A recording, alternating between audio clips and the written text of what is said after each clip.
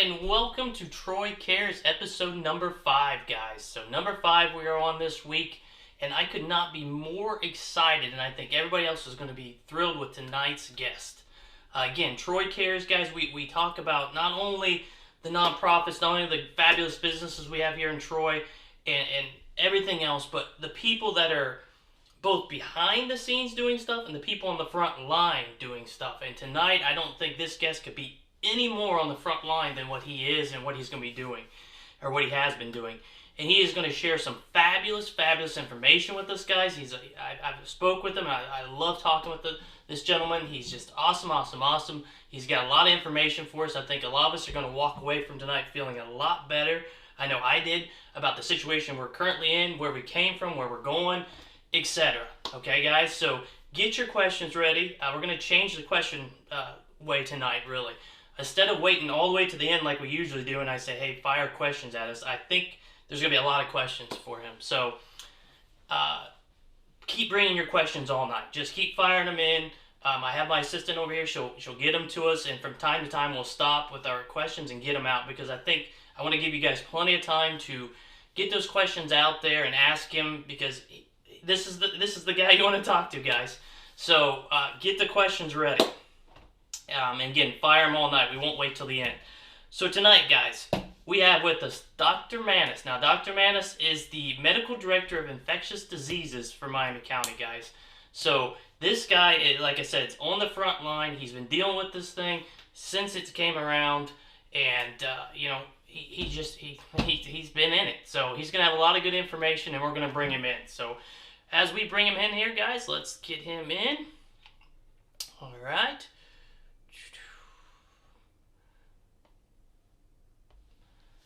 All right, and welcome to the show, Dr. Manis. Good to have you, sir.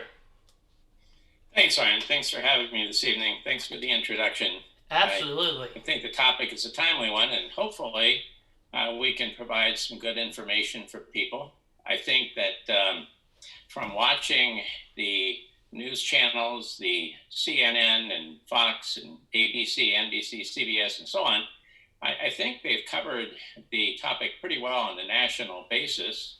And I think a lot of the physician commentators have done a pretty good job. Dr. Gupta and the like, I think, have given a very factual account of what has happened nationally. Mm-hmm. I think this evening we might shed some light on the local scene. I think that's of utmost importance to our residents, and perhaps add a little color to the matter, a fireside chat, if you will, sure, on this topic. Sure, absolutely. Well, before we get too far into everything that's going on today and what you guys are doing, let's talk a little bit about you and your history and when you got into the medicine and what you kind of been through, and get us up to today, if you will. Well, let's see. I've been here with my wife since 1984. I was raised in Dayton, went to Ohio State undergrad, med school, did residency at Miami Valley Hospital in association with Wright State, and then went on to Chicago, the University of Illinois, and I did a fellowship in infectious diseases. So I'm board certified in internal medicine, infectious diseases, and I am the medical director of infection prevention at UVMC. Also work in coordination with Wright State and Premier per se. Mm-hmm. Now, I wound up in Miami County because my wife is from Christiansburg, and we met when I was a resident at the Valley. And I must say, I had not been north until coming north with her. And then this area up here is just beautiful. I have been in love with Miami County ever since. And the people here have been great. So I have been in practice since '84, and we have taken care of many infectious disease states in that time. I think the current COVID problem is certainly profound, and it's worthy of our discussion this evening. But from my perspective, it's one of a series of things. If you go all the way back, when we first came here, AIDS was the big topic. Sure. And there was much concern about transmission of that agent in our healthcare facilities, and that led to universal precautions.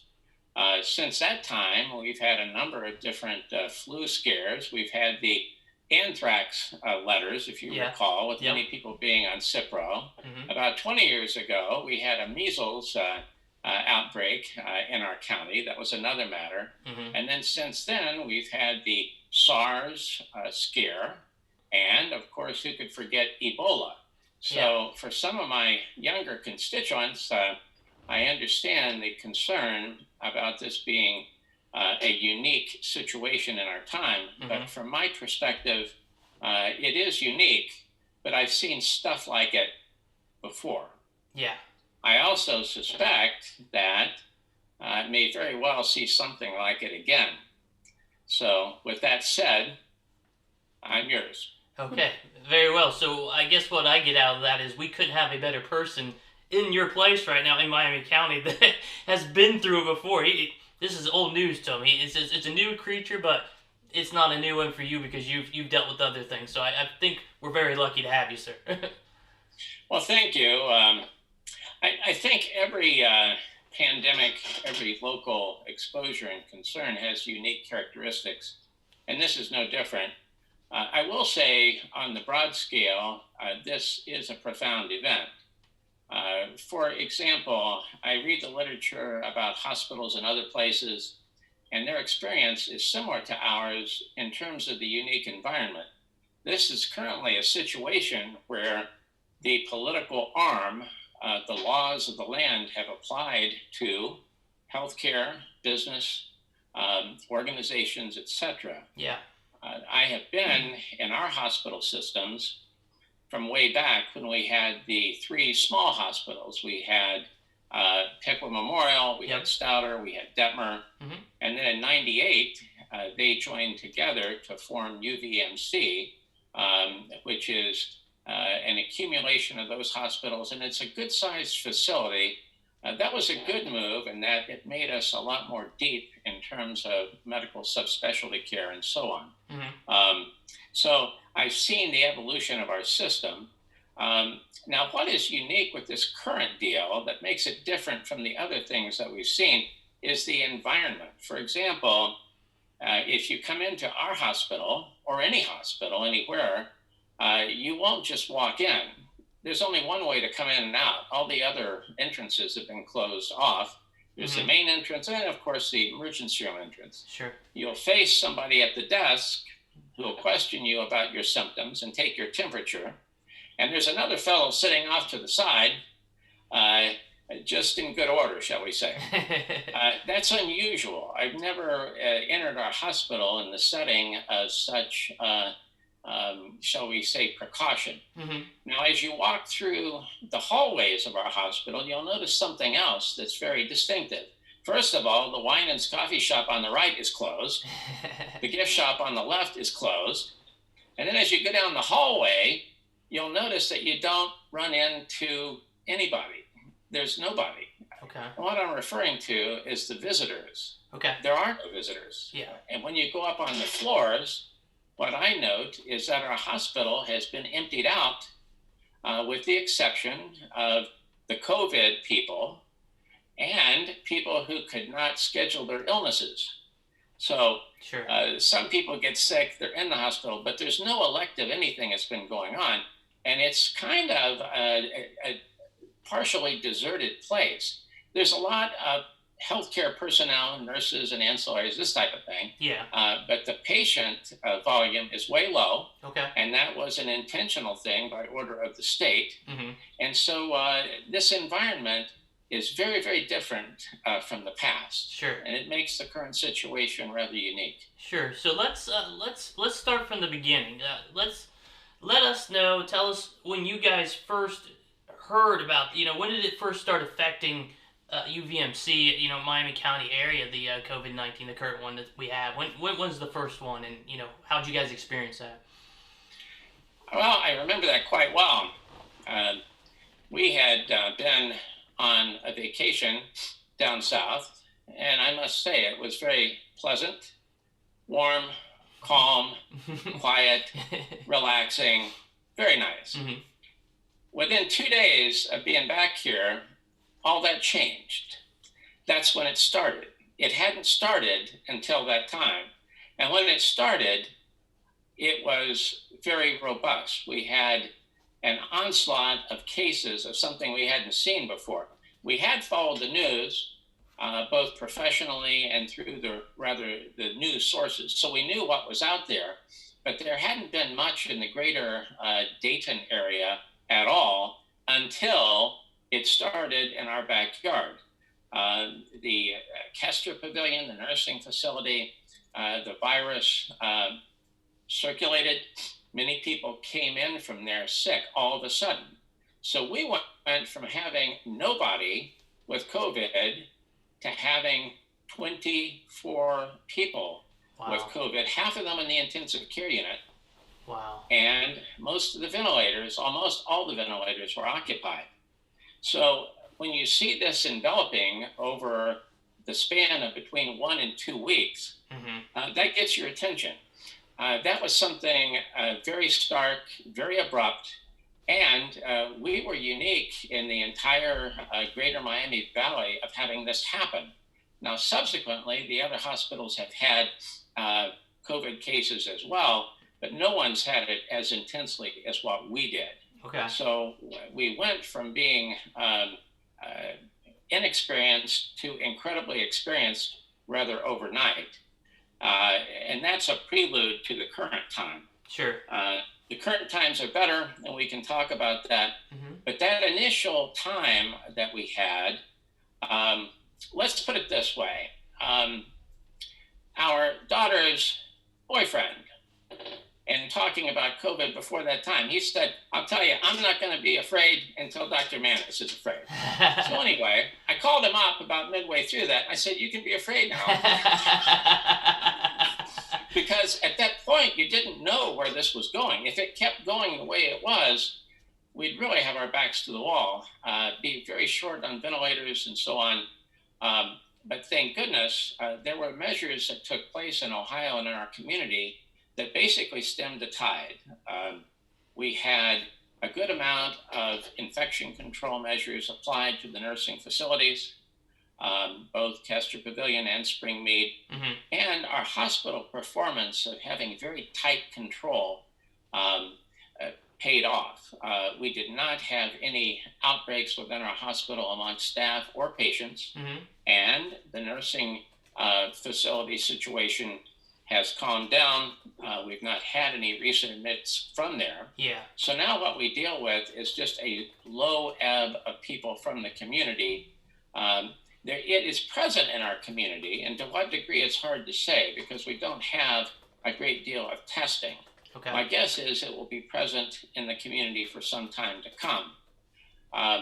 But at least that initial onslaught is not as it was. Yeah. The one thing I can say about that period of time, it was unique in my experience. For example, 1 week in, I woke up on a Sunday morning. It was 9 o'clock. That was the first call that I got. And then I got the next call and the next call. And then you'd have one call interrupting the previous call because it was more urgent until the next one came, because we had this thing occurring. We had some exposure initially just because we didn't really know what we were dealing with. And so we had a lot of decisions to make in a very short period of time. I did not get out of my seat until 3:30 in the afternoon, and on the phone continuously, because you got to have a lot of strategic meetings with your staff, with administration, and then we coordinated our activities with Premier and Dayton as well. Okay. But that all turned out for the best. I would say this, when we talk about the local experience, what we have now is good, and we'll get into that.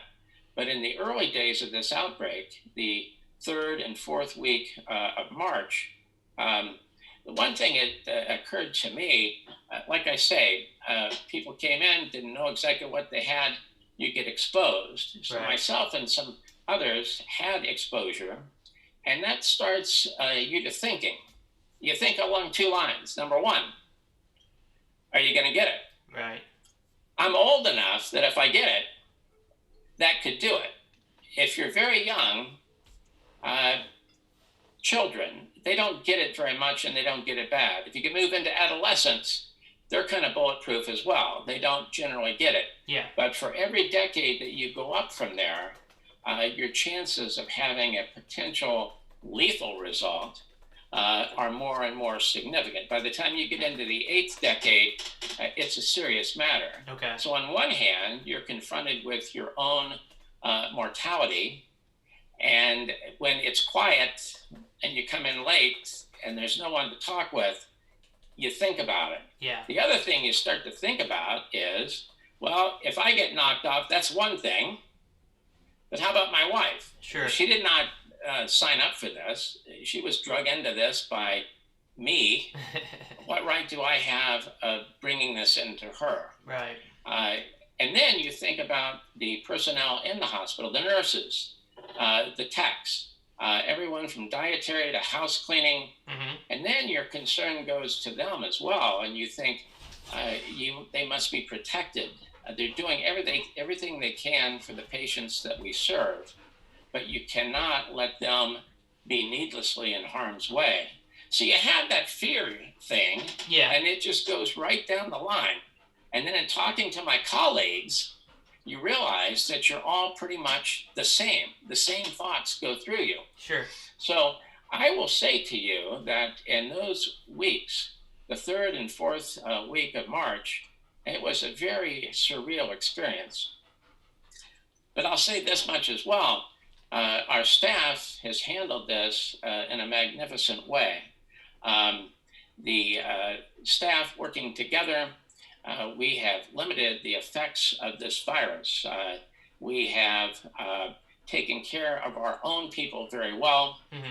And the one thing about our hospital here, and the premier approach to this disease, is that every hospital has their own obligations. In other words, we look after our own people. Of course, we have the ability to discuss matters with the other hospitals, and if push came to shove, have some help or whatever. Sure. But we basically dealt with this problem ourselves. So it's members of the community taking care of members of the community.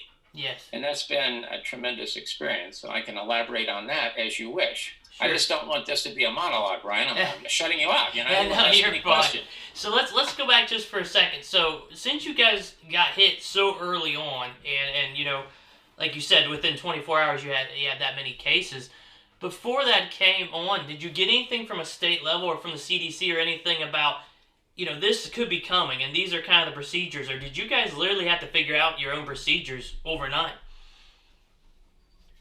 It's a mixed bag. The state had some idea what was coming. The CDC suspected that we were going to have a surge. Mm-hmm. But the issue was no one knew where it was going to start Okay. and when it was going to start, Sure. or to what extent it would occur. Those were open questions. And as the thing rolled on, I think the main thought was that what we experienced in the first 2 weeks, the third and fourth week was going to be worse, Yeah. and the fifth and sixth week was going to be worse. And I can tell you what it was like those 2 weeks. So you can imagine, Yeah. and if it keeps going up and up and up and up, holy cow. Right. So I think the state early on made some good moves. The Arnold Schwarzenegger event in Columbus that did not happen. Yeah. That was a sharp move. I think that was the beginning of the state taking measures to social distance. Mm-hmm. They became more aggressive over time. So I think the state was helpful. I think we knew what could come our way. Okay. But you know, when you think of the alien landing, you think of it landing in the middle of the high density area. Let's say Courthouse Square, Dayton, because that's where the big hospitals are. Sure. You don't expect the spaceship to land right here in Miami County. Right. That's what made it unique. But I will say And I found it subsequently in our conference proceedings with our Dayton brethren a deference towards us that was very impressive, asking our opinion on this and that. Sure. What did you experience? How did you handle it? Yeah. So we have gone from a rural type environment to the environment that is the most experienced with this, had the deepest involvement with this, and can speak with authority as to what it's like. Gotcha. So from that first part on, how did you guys put in the procedures of the hospital as far as visitors and go? How long did it go before you started kind of locking it down, like you talked about a little bit before? How it's just kind of altogether different. How quickly did that come into play in the beginning there? Yeah, it came in pretty quick, and some of this was mandated by the state. Okay. One day I showed up to walk in, and they had the one area that I usually walk in inaccessible. And then when I did walk in through the main entrance, boy, it was different. You had the kind of security. Yeah. So you had different people working in concert. You had administration following state directives. Okay. That was one thing. You had the medical people tuned in. You had a good amount of cooperation and information exchange throughout the system. The electronic medium that we have can provide a lot of information very quick. So to answer your question, it all came about at once. Okay. So many different people were doing so many different things. It wasn't like one person was telling everybody what to do. Yeah. Everyone just kind of did it. Okay. And I think the state had a significant leadership role. I think the CDC and the local health department was very helpful. But in my opinion, talk about teamwork. Yeah. Wow. Yeah. Everybody really stepped up. Sure. Fantastic. Yeah. Well, we're very fortunate to have, you and the other heroes there and be able to take on something like this right here in our county. And that you guys, like I said, maybe didn't know it was coming this quickly, but you were ready for the war and you guys hit it head on. And thank goodness, the right people were in the right places. Well, I'll tell you, I think that I can't say too much for the staff of our hospital. Sure, absolutely. They really stepped up.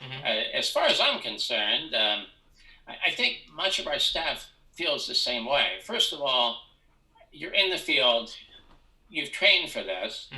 And as far as myself being an infectious disease person, I've spent a career training for this. Yeah. So when the moment happens and the battle begins, not that this was the first battle for me, it's about number 6, but nonetheless, you want to be in the middle of the fight.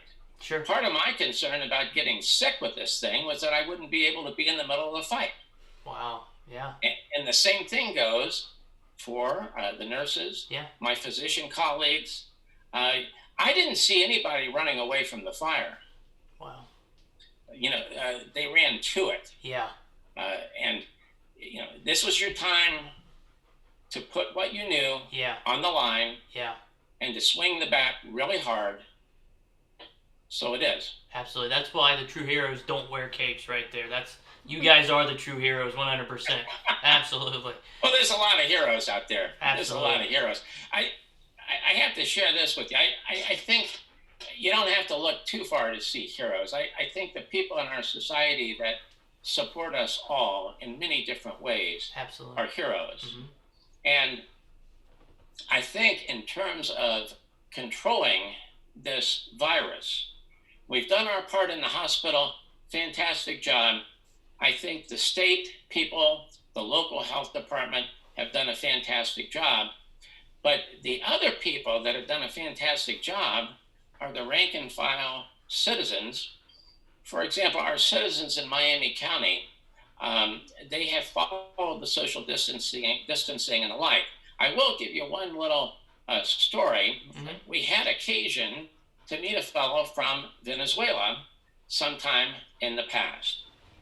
This fellow, very patriotic guy, he enlisted in the U.S. military, served 2 tours in the Middle East, Afghanistan, and I had occasion to ask him, why did he come here? What was his bearing on America and so on? And he answered it with a very brief story. He liked to go to concerts. So he was someplace and the ticket booth opened. Okay. Now, he said in his country, everyone rushed to the window and you would be elbowing and pushing and shoving. And yeah, he said he rushed to the window only to find that there was a line. And the people that looked at him, he kind of shyly went to the back of the line. That was the difference. See, in America, we follow directives. If we have confidence in the people we elect and the people that have knowledge, sure, we have a tendency to follow that guidance. Yeah. And that's the difference. I think that the things that you read about in school, the Constitution and all that sort of thing, the rule of law, I think that comes to the fore in situations like this because you didn't have some kind of a mob panic. Mm-hmm. You had a studied concentration on the problem, and each citizen did their part. And the result is, for example, I told you that we had 24 people in the place with the COVID disease or rule out at one time. Right. We had our intensive care unit almost filled up, and almost every ventilator was full. Mm-hmm. Now, instead of 24 people in, as of this morning, we had 5 people in. Wow. And instead of having almost all of the 10 ventilators in the ICU with a number in backup occupied, we have 1 person with COVID on the ventilator. Okay. And we have 4 people total on ventilators in our place. So what I'm saying is it's night today. Yeah. Our backs were to the wall.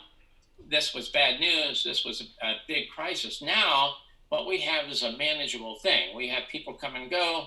I'd say on an average, probably half a dozen people or more are either being brought in, checked, and the testing being more frequent, they're able to be let go. Mm-hmm. So it's a constant turnover.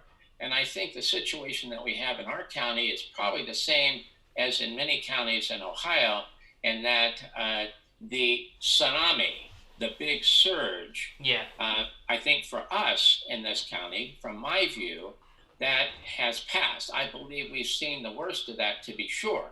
What we will still encounter, I believe, is not the tsunami, but the stream. Sure. There will be, I believe, just here and there, some cases that come in, a constant in and out, and I expect that will be the case for some time to come. Sure. And I think as we put these measures into effect in a rational way, I think we will be able to open up our economy, yeah, and at the same time keep an eye on this COVID business. There's better things to come. Sure. For example, I believe vaccine development will be successful with this, albeit it's in the future, perhaps this time next year. Okay. That'll change things. If this COVID virus shows a tendency to come and go with the season, in other words, if it becomes somewhat of a seasonal thing, mm-hmm. then vaccination will be very important to protect our population.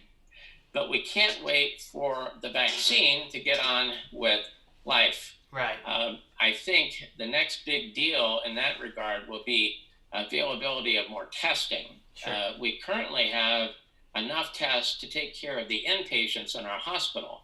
In the beginning, like I say, you'd wait for a week to get your test back.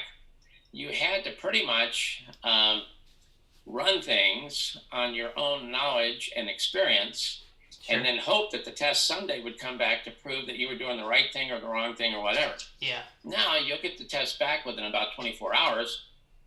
That's not perfect, it's not immediate, but it's a lot better than what it was. Sure. But we still don't have enough tests to take these out into the nursing homes, into the community. I think technology can do amazing things, mm-hmm. but we have been waiting for more accessible tests. Sure. That's a big deal. When that becomes more commonplace, then I think we'll be able to move more swiftly along. Absolutely. So let's go for a second. Everything in the news we hear so much about, you talked about the ventilators and the PPE, stuff for you and your staff. How was that locally for us? Did you guys have enough PPE stuff? Was that ever a concern? Were you guys, good with the ventilators and everything like that? That's a good question. We never ran out of what was important, but we rationed what was important. There wasn't an endless supply. Mm-hmm. Let's say on a typical pre-COVID time, Yeah. maybe you'd have 2 people in isolation in the whole hospital. Well, you'd gown up, glove up, put on the mask and all this business. And when you were done, you'd wad it all up and you'd move on. Sure. Now, if you've got a bunch of people in one place in the hospital, all with the same type diagnosis, that mask doesn't have to be thrown out immediately. Sure. That can be used with that patient throughout time. The gowns, it's another matter. The gloves, it's another matter. Okay. But some conservation measures were put forth, and consequently, we never got to the point where we didn't have the materials we needed. Now, to be quite frank with you, if those first 2 weeks had turned into another 2 weeks or whatever, sure, I don't want to go there. Right. But that didn't happen. As far as ventilators were concerned, at one point, we had, in the ICU, we've got 10 beds. We have ventilators in those. We have additional ventilators that can be brought into use, a total of 19. Mm-hmm. But we had used just about all in the ICU setting. And if we wanted to branch out, we would have had to gone into some auxiliary space. We could have done that. And in that regard, we've had some people, for some circumstances, that we've had to move to Dayton, some people that had some constant dialysis needs and this type of thing. Sure. So that helped to offload that to a degree. But to answer your question, no, we never ran out of ventilators. No, we didn't run out of protective equipment. I would say this, in the height of that first 2 weeks, there were some questions and issues that were addressed. For example, I said from reading about things that in talking with my ICU colleagues, an ethics committee presence could be helpful, because I saw in those first 2 weeks, if the next 2 weeks and the next 2 were going to go that way, not only would we potentially blow through all of our ventilators, but our brethren to the south would be blowing through theirs. Wow. And it's not like you're going to fall back on somebody. It's like it's in your lap just like it's in their lap, and so on. Yeah. And so, to be frank with you, we did have convened the ethics committee for Premier as a whole, and that committee leaned on the New York criteria for allotment of ventilators and so on. To make a long story short, it dealt with the rationing of ventilators. Now, from our discussion on an ethics committee, that has never come to pass in Ohio. Okay. Those rules have never come to pass. Those rules were reviewed just in case. Sure. But we never had to put those into effect. Thank goodness, and may we never, ever have to. Absolutely. So kind of tell us what the procedure looks like. If somebody comes in and you feel that they possibly have those symptoms, if you will, that could be COVID, what's the process look like for somebody that's coming in? Well, first of all, in the early times, we looked at the Chinese data, and that's been well published as to what does it look like. Mm-hmm. We took that to have an understanding. As time has gone on, we have found that not only does it look like that, but it can also look like this, and it can look like this. In other words, it's a little bit more broad in its presentation. But the way people present generally, they will present